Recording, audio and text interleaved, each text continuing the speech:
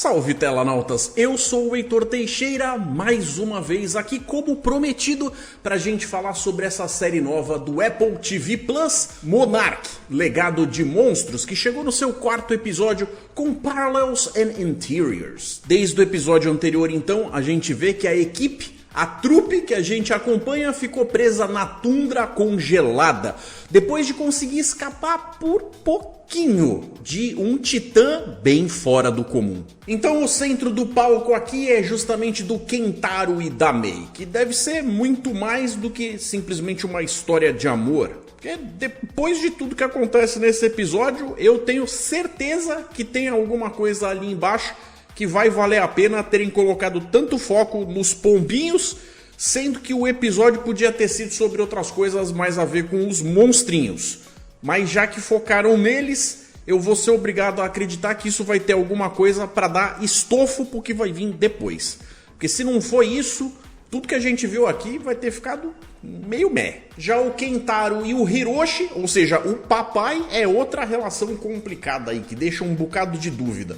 O rapaz deve ter muita coisa que foi ensinada pelo seu velho, que faz parte da sua personalidade, na sua forma de ver o mundo, mas também, principalmente agora que ele descobre que o pai sabia de coisas ultra secretas e não compartilhou com ele, isso vai fazendo outros, como diz o título, paralelos com como ele se escondia atrás da própria arte. Já a coitada da Kate, a maninha, praticamente não teve nada de muito útil ou relevante para fazer nesse episódio aqui, e o Sean segue como sendo meio que o adulto do grupo, aquele que tem que tomar as decisões difíceis, mesmo que elas sejam bastante controversas e chatas de dizer pra galera. Tá curtindo o vídeo e o conteúdo do canal? Deixe o seu like, colabore. Inscreva-se, vai ser muito bom ter você com a gente, e ative as notificações. Eu agradeço. Lembrando que a qualquer momento, quem quiser participar do Momento dos Telanautas é só conferir as regras na descrição desse vídeo aqui. A partir desse ponto eu vou comentar os elementos do episódio com spoilers, então estejam todos avisados. Vocês lembram que lá atrás, quando mostra aquelas cenas do passado, eles falam a respeito do grupo estar recebendo uma verba para bancar a Monarch? E entre essas coisas o financiamento visa também pagar por pessoas que vão ficar em postos avançados espalhados pelo mundo para justamente fazer os monitoramentos dos mutos, ou seja, dos titãs, dos monstrões, dos bichões destruidores gigantes. E aí dessa vez aqui a gente vê justamente o que seria o local de monitoramento da base 47, aonde se tudo quanto é equipamento que tem mais moderno não é capaz de captar tudo, até porque esses bichos levam uma vida para aparecer de novo, só um equipamento que em outra análise, em outra circunstância poderia ser visto como obsoleto, é quem acaba detectando coisas que outros equipamentos deixaram passar. Esse é um tema que está sendo recorrente, de mostrar que equipamentos mais antigos não necessariamente devem ser descartados. Porque às vezes essas modernidades aí não resolve tudo não. Esse sinal que é detectado, inclusive, mostra algo bastante perturbador, algo que deixa algumas pessoas perplexas, mostrando que ele indica coisas que normalmente só são vistas fora da Terra, o que indica que provavelmente o bicho sinistro Sub-Zero com cara de pangolim que a gente viu no episódio anterior e nesse aqui, provavelmente vai ser fichinha perto do que tá vindo. Assustador. Então, dando sequência direta para o que estava acontecendo no final do episódio 3, ou seja, o episódio anterior, a gente vê o grupo no corre-corre de um lado para o outro, enquanto eles estão lá no Alasca, e aí na hora deles se esconderem para poder ganhar uma espécie de refúgio ali, a Mei acaba afundando na água gelada. Então, para qualquer um que tem uma noção do que acontece quando você está numa circunstância dessas, tudo ali fica muito assustador, porque ela passa a correr risco de vida e é uma luta contra o tempo, porque ela corre risco de ficar com hipotermia, ou seja, se demorar muito para aquecer a moçoila, ela provavelmente vai morrer. Como nos episódios anteriores, a gente tem a coisa sendo contada no agora e no antes, porém dessa vez o antes não é tão antes assim. É uma coisa ali de mais ou menos um ano e pouquinho atrás, quando justamente o Kentaro e a Mei se conheceram, e a gente vai dar uma visitada nas circunstâncias desse evento modificador na vida dos dois moçoilos. Sendo que as coisas acontecem de uma forma em que, como o título já denuncia, vão fazendo ali uns paralelos e mostrando o lado interior, ou seja, aquilo que existe no coraçãozinho de cada um. Mais do dele do que do dela, porque a moça é uma tremenda de uma dissimulada, se me permite dizer. Ele é um artista, tem um jeito de ver o mundo que nem sempre corresponde com a realidade nua e crua, às vezes é uma coisa meio romantizada. Ela, por outro lado, é mais pragmática, enigmática, inclusive quando se conhecem o que ele estava fazendo era tirar uma foto lá do pôster da apresentação dele, ela passa na frente e aí ela usa aquilo possivelmente como uma desculpa para pedir para ele apagar, e é aí que o papo todo começa. Nessas de acabar mostrando um pouco mais de quem ele é para ela, ele acaba demonstrando que ele expressa as coisas mais internas através da arte, como se ele tivesse algo que fosse muito grandioso e poderoso dentro de si, que só palavras não são o suficiente, e aí ele acaba colocando isso para fora através das esculturas, através dos designs dele. O problema todo é que aquilo que ele tem para dizer normalmente recebe ouvidos mais atenciosos de uma galera, ou seja, os snobs endinheirados, que não é exatamente a galera com quem ele se sente à vontade. Então é como se o que ele tem para dizer recebesse ouvidos de pessoas que ele não queria que ouvissem ele. Clássico. Tipo do conflito de todo artista que acaba ganhando dinheiro com o que faz, mas se sente completamente deslocado naquele mundinho que é o único que tem condições de pagar pela arte dele. Porque qualquer outro tipo de artista acaba meio que morrendo de fome. Então esse negócio de o que você tem para dizer é poderoso demais para os idiotas que vão te ouvir também faz um paralelo, veja você, de novo, com o pai dele, o que acaba sendo percebido por ela como algo super pretensioso, no fim das contas.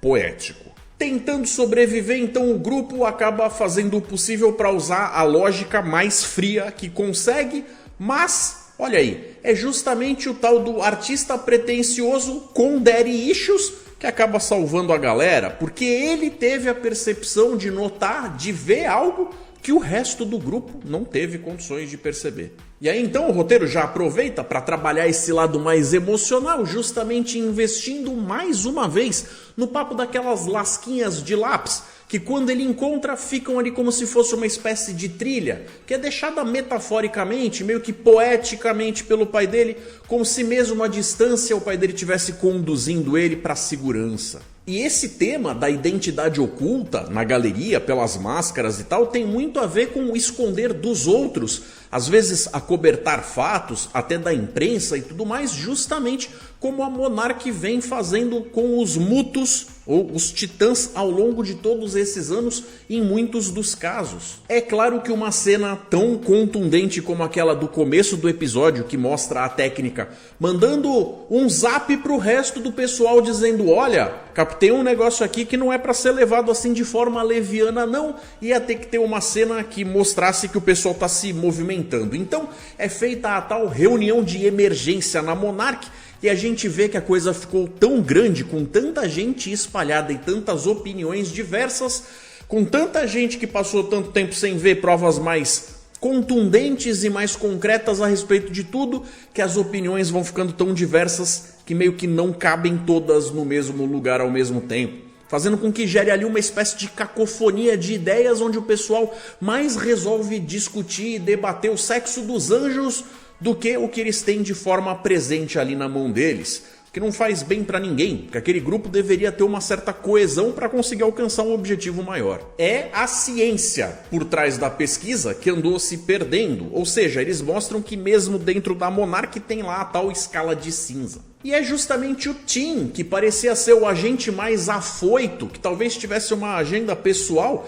que é quem acaba trazendo a atenção do pessoal. Pera lá, galera, vamos tentar voltar para o começo.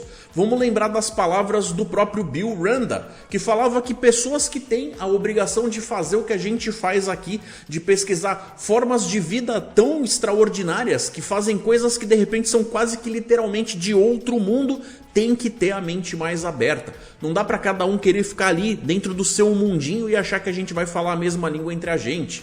É bastante irônico até quando isso acontece. Toda a região em torno do acampamento original do pai do Kentaro já demonstrou que tem um jeito de funcionar meio diferente, que deixa as mentes das pessoas meio não muito lúcidas, fazendo com que eles andem em círculos, até quando eles estavam no avião. A gente viu que a própria parte elétrica do avião funcionou meio mal, a bússola acabou ficando estranha, tal, eles tiveram que fazer um pouso forçado de emergência. Então tem algumas indicações de que talvez isso mexa até com a passagem do tempo, o que talvez vai bater com o que eles mostraram no filme da Ilha da Caveira, aonde é dito que o Kong, quando tá lá, não envelhece.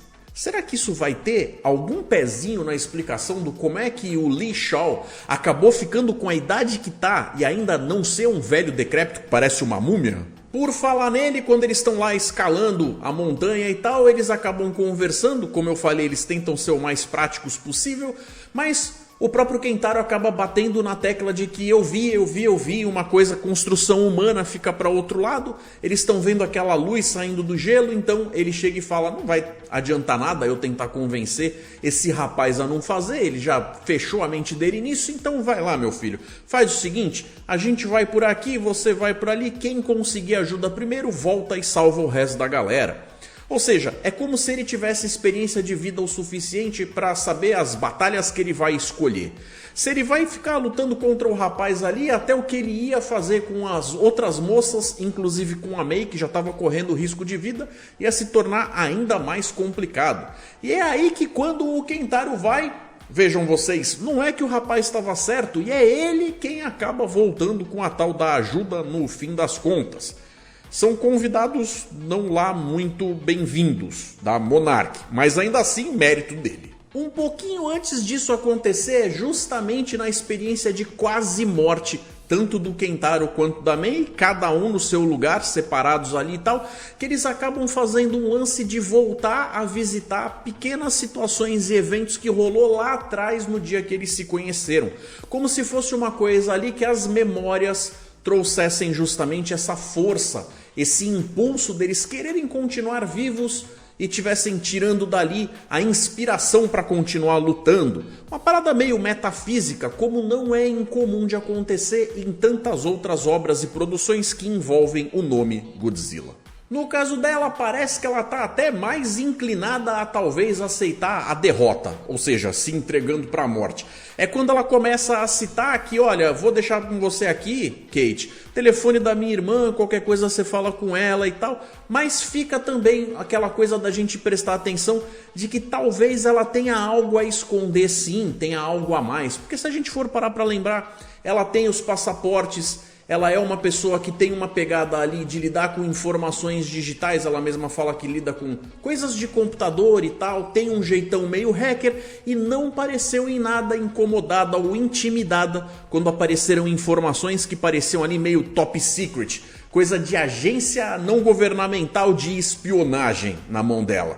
Ela embarcou sem pestanejar, então talvez tenha alguma coisa por trás dessa moça, além da própria jaqueta militar que está com ela, que não quer dizer muita coisa, mas talvez seja um detalhe a mais, que mostre que ela está no lugar certo na hora certa, mas talvez tenha se apaixonado pela pessoa errada. Então, se o episódio 3 tinha me agradado um pouco mais do que os dois outros anteriores, até por ter equilibrado um pouco mais o lance de juntar a história com a ação, esse aqui voltou o foco ainda mais para o lance humano, que é o que a gente está conversando desde sempre. O problema é que ao fazer isso eles correm o risco de contar a história de um jeito um pouco mais pentelho. Me desculpe quem gostou.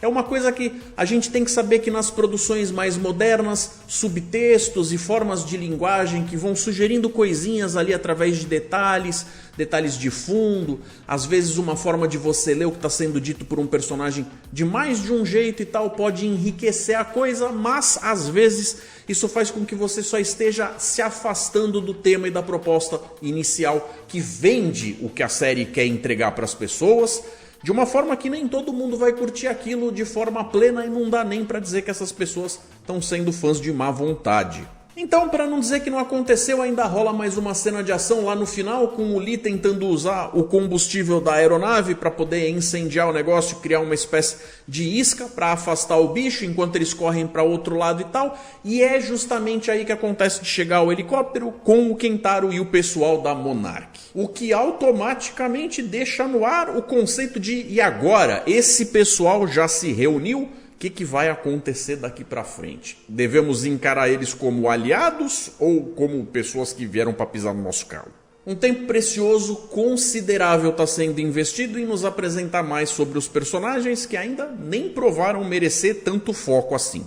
Então as pistas e informações gerais sobre o que deve acontecer, dos eventos grandiosos aí, que envolvem justamente as criaturas gigantescas super destruidoras, tão super espalhadas. E um plano de ação eu acredito que só vai ser possível quando tiver todo mundo junto. Inclusive com o pai do Kentaro, que deve ter algum papel que ele anotou lá com aquele lapisinho dele, contando alguma coisa que deve ser bastante decisiva, né? Então é isso, pessoal. Esses foram os meus comentários, a minha análise, talvez até um pouco mais superficial a respeito do que acontece nesse quarto episódio.